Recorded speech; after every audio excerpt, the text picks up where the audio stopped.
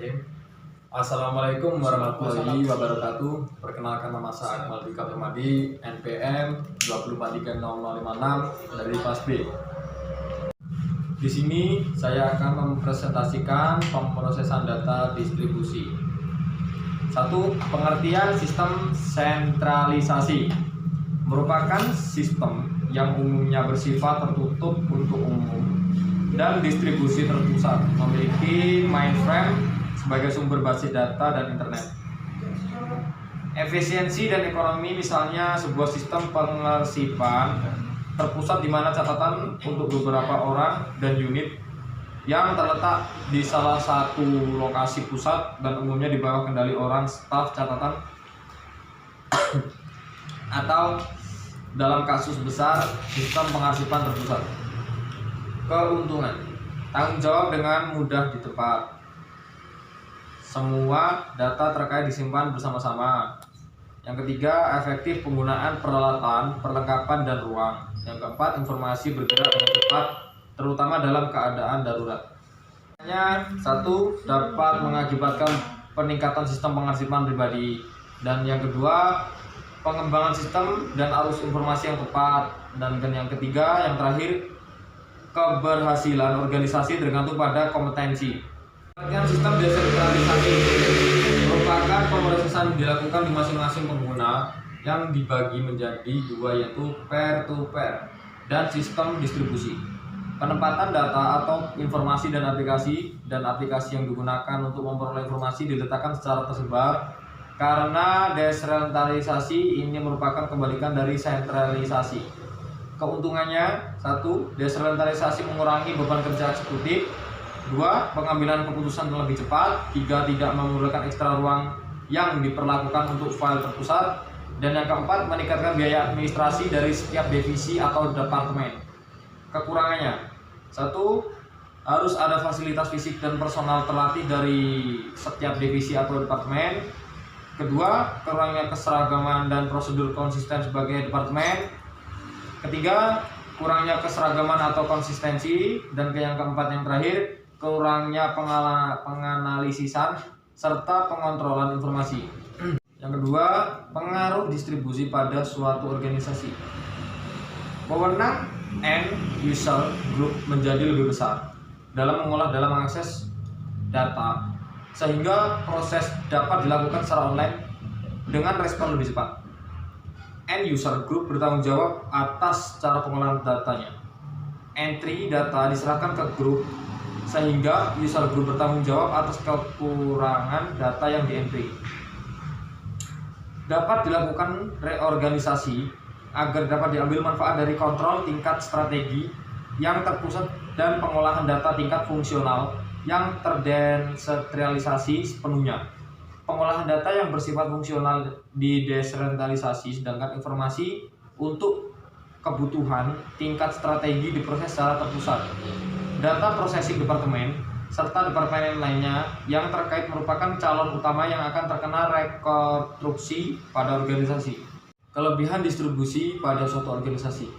Kinerja yang baik karena data ditempatkan di tempat yang sesuai dengan kebutuhan dan komputer-komputer dalam sistem dapat bekerja secara paralel, sehingga pembebanan pada komputer atau server menjadi seimbang. Alasan ekonomis, yaitu bahwa merancang sistem yang terdiri atas jaringan komputer kecil atau sederhana dibandingkan dengan mengimplementasikan komputer tunggal yang canggih. Alasan organisasi dan otonomi pada sistem-sistem yang berpartisipasi, misalnya pada suatu kantor, perusahaan terdapat beberapa departemen. Dengan pengolahan data distribusi, data-data perusahaan dapat disebar ke tiap-tiap departemen yang bertanggung jawab.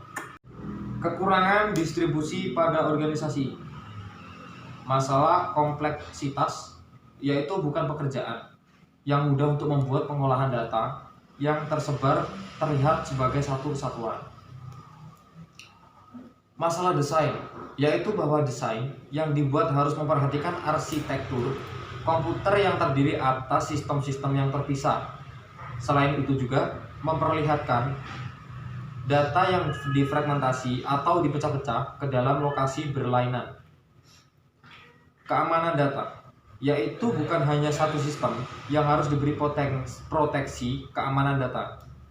Kendala mempertahankan integritas, karena dalam menjaga integritas sistem melalui jaringan juga dapat memakan resource yang besar dari jaringan. 3. Jelaskan sistem terintegrasi dan sistem yang tidak terintegrasi dan berikan contohnya. Sistem terintegrasi merupakan sebuah rangkaian proses untuk menghubungkan beberapa sistem komputerisasi dan software aplikasi, baik secara fisik maupun secara fungsional. Keuntungan dari integrasi sistem ini adalah membaiknya suatu arus informasi dalam sebuah organisasi. Contoh sistem terintegrasi yang diterapkan meliputi banyak hal, misalnya aja di bidang layanan kesehatan berupa data pasien sebelum melakukan penanganan medis.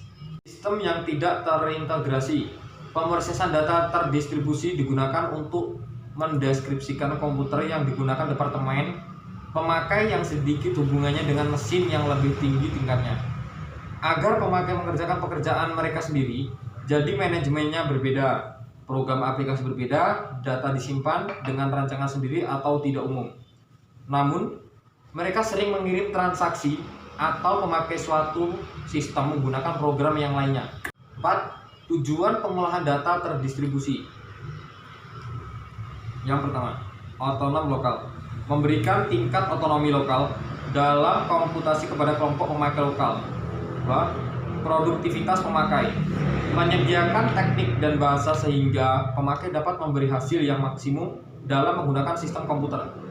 3. Dialog terminal. Membuat terminal semudah digunakan dengan struktur dialog yang menghasilkan intelijensia yang terdistribusi.